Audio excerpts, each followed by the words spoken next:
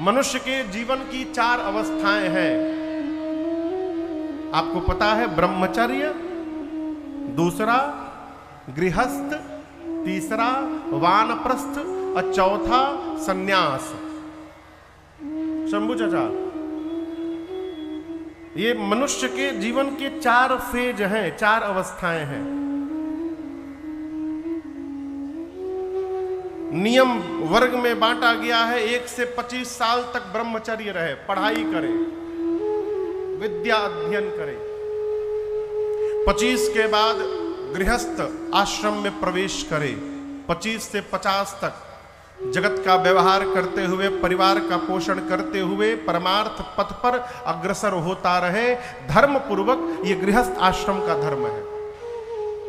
50 साल पूरा हुआ, क्या वैज्ञानिक दृष्टिकोण रहा पूर्वजों का।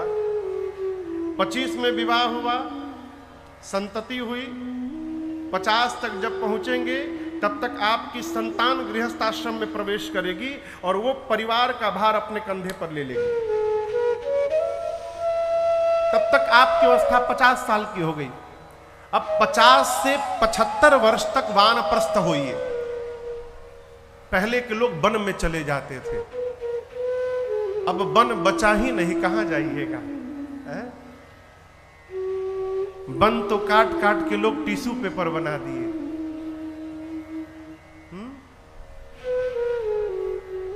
घर से निकलिए ना तो बगली में रुमाल लेकर चला करिए, हाथ में तौलिया लेकर चला करिए। जहां जहां आप टिश्यू पेपर का उपयोग करते हैं, कोई ना कोई वृक्ष को नुकसान पहुंचता है। वृक्ष बचाइए, नहीं तो आने वाली पीढ़ी को हवा लेने के लिए ऑक्सीजन का सिलेंडर लेके घूमना पड़ेगा। घर में कोई भी उत्सव हो, विवाह का वर्षगांठ हो, बच्चों का जन्म दिवस हो, प्रयास करिए कि उस मंगल अवसर पर आपके द्वारा उस बच्चे के नाम, उस जीव के नाम एक वृक्ष का रोपण हो जाए जगत में। इसका ध्यान रखिए।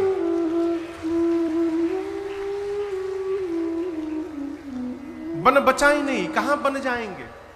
50 के बाद वन में जाना है तो महापुरुष कहते हैं घर में ही वन की तरह रहा जाए। ये वानप्रस्थ आश्रम है। घर में ऐसा मान लीजिए कि आप वन में बैठे हैं, वनवास की तरह घर में रहिए, मुक्त रहिए। जो कर रहा है करने दीजिए।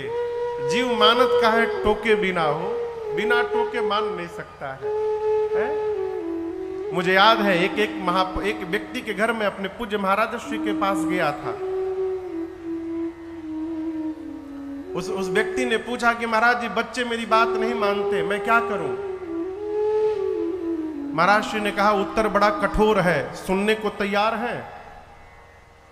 बोला कहिए महाराज। महाराज श्री ने कहा, मर जाइए। अब उनका तो चेहरा उतर गया।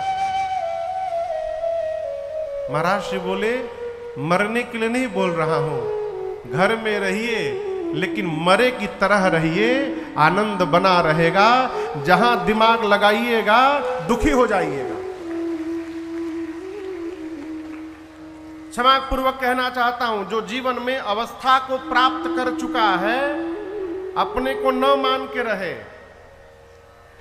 जहां आप मानिएगा कि हम हैं घर में और दिमाग लगाइएगा, दुखी हो जाइएगा।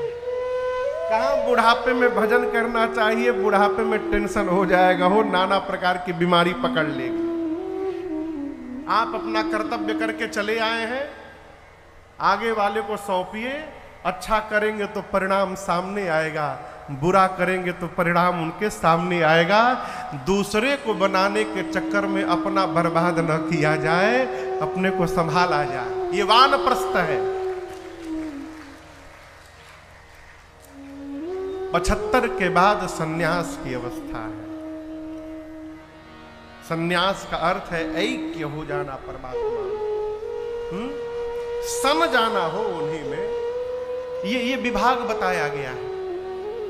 हम और आप युवा अवस्था में प्रवेश किए हैं। युवा अवस्था यदि सीधी हो गई तो बुढ़ापा अपने आप सिद्ध हो जाएगा, उसको करना नहीं पड़ेगा।